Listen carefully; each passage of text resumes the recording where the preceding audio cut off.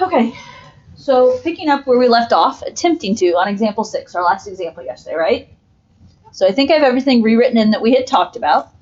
So we talked about PRRs, right? Whether they ask you to find rational zeros or all zeros, you're always starting off with your potential rational roots. Remember, it is P over Q, which is factors of the constant coefficient over factors of the lead coefficient. So in this case, it was factors of 8 over 2. We listed our factors, 1, 2, 4, and 8, and 1 and 2, and then we paired them up. And I think I got through, I didn't rush through that too much, did I? You rushed. I rushed through it. Okay, so are we okay with the fact that I basically take all numbers and put them over 1? 1 over 1, 2 over 1, 4 over 1, 8 over 1. So that's the 1, 2, 4, and 8. Of course, they're all plus or minus.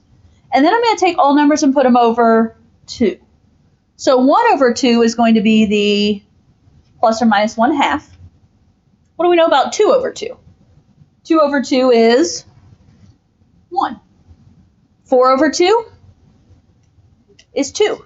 And 8 over 2 is 4. So I don't need to relist them, which is why you didn't see me relist them. Does that help a little bit there? Now, from this list, you have two options. You could start trying them until you find something that works. Or if you want to speed up your process a little bit, you could use the calculator to help see what there is, right? I have it graphed up on the TV up there. It's one of those W shapes. I attempted to kind of draw it here on the screen. What are your thoughts? Okay, so Natalie's suggesting maybe there's a negative 1/2 in there. No guarantees, but it's definitely a possibility. What else? Definitely looks like a positive 4. Okay, what about the others? Looks like we have 1 point something and negative 1 point something. Do those fit into our rational list? No. So what's probably going to happen is that's probably a pair of irrational roots. And so we will have to talk about how to find those here in a moment. So, based on our graph, we're going to try, not what I wanted to write, we're going to try x equals 4 and then x equals negative 1/2. I would try 4 first because we're pretty confident about 4, and then I would try negative 1/2. Although in all reality, it doesn't matter which way you do it. So, you guys know how to try 4, right? Next to the 4, what's going to be next to my 4?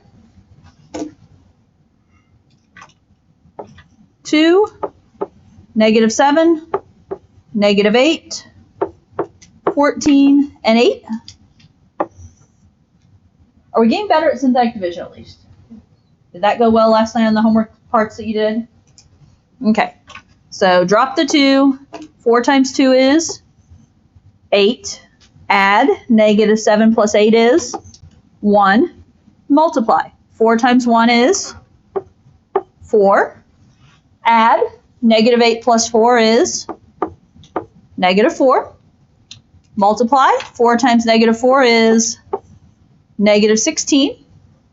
4 plus negative 16 is negative 2. 4 times negative 2 is negative 8. 8 plus negative 8 is 0. That's what we expected to happen, right? If it doesn't happen, I want to know, did I do my graph wrong? Did I make a mistake in my synthetic division? Because my graph pretty well shows a 4. Okay, so we know 4 works. We had one other rational 0 option, yes. And we thought we were going to try negative 1/2. So now, when we do this, in my box is going to be negative 1/2. And I know a fraction sounds not like a good thing, but it actually, usually the fractions don't work out as bad as you think. They actually work out pretty well. What numbers am I going to put next to the negative 1/2? The new set, right? Don't go back and use the original numbers, because then this is where it matters.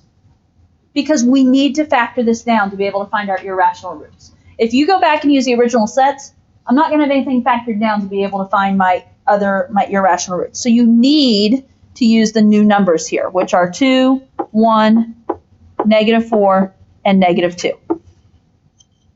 Okay, so this is a problem where using that new set of numbers is hugely important. So, let's see, does the synthetic division work out for us? Drop the 2. -1/2 times 2 is -1.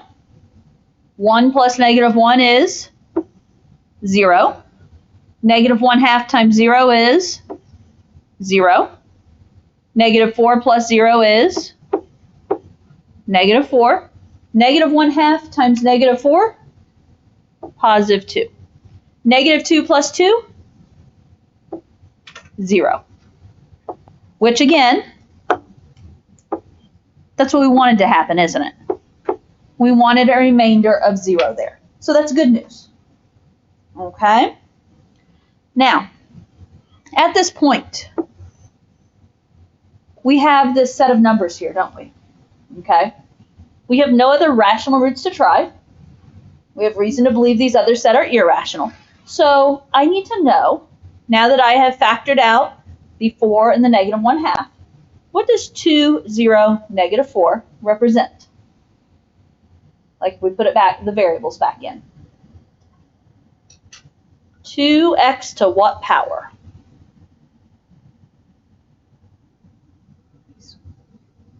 Squared. Okay. So this is 2x squared. Officially, you could say plus 0x minus 4, correct? Two different ways for me, or multiple different ways to tell. How did we know it was 2x squared? First of all, the problem started as x to the 4th, didn't we? So right here was x to the 4th. We divide 1 out, it's x to the 3rd. Carry that x to the 3rd over here. We divide 1 out, now it's x squared. Or if you count back, remainder, constant, x to the 1st, x to the 2nd. That works as well. So I'm going to take, and I'm going to do this over here, because I'm 2x squared minus 4, and I'm going to set this equal to 0. When you get to the end, you're left with some equation. You're going to set it equal to 0, and you're going to solve it. It's not going to factor, okay?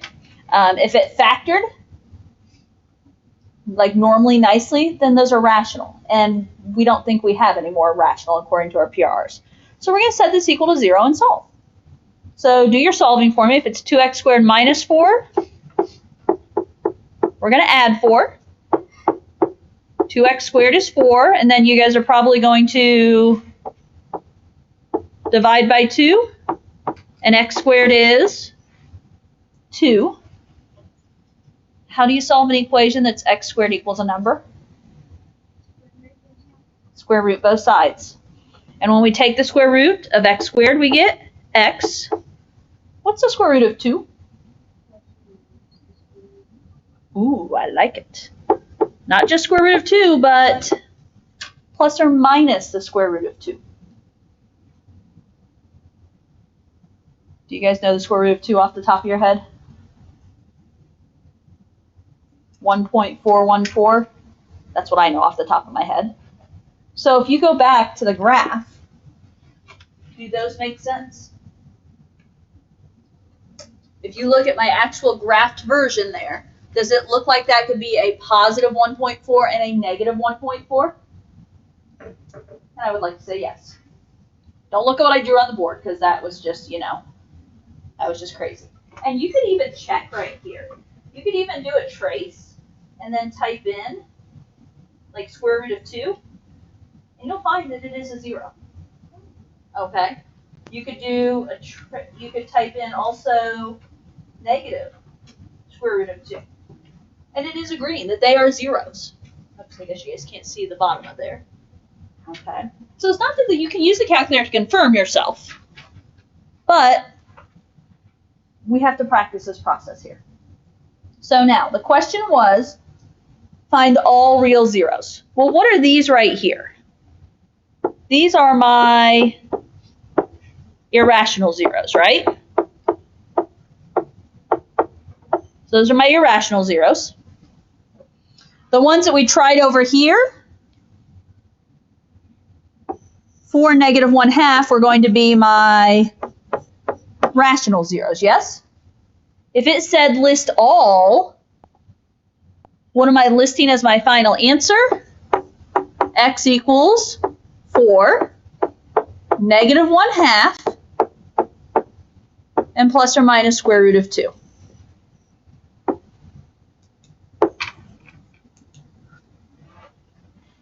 Okay? So really, we're just taking what we were already doing yesterday, and we're just adding on that you have to just solve the equation at the end. This one, there was no x term, so that made it nice, right? We could solve for x squared. Quadratic formula is an option sometimes too when you get there. Okay? Questions here? Yes? No? He's debating.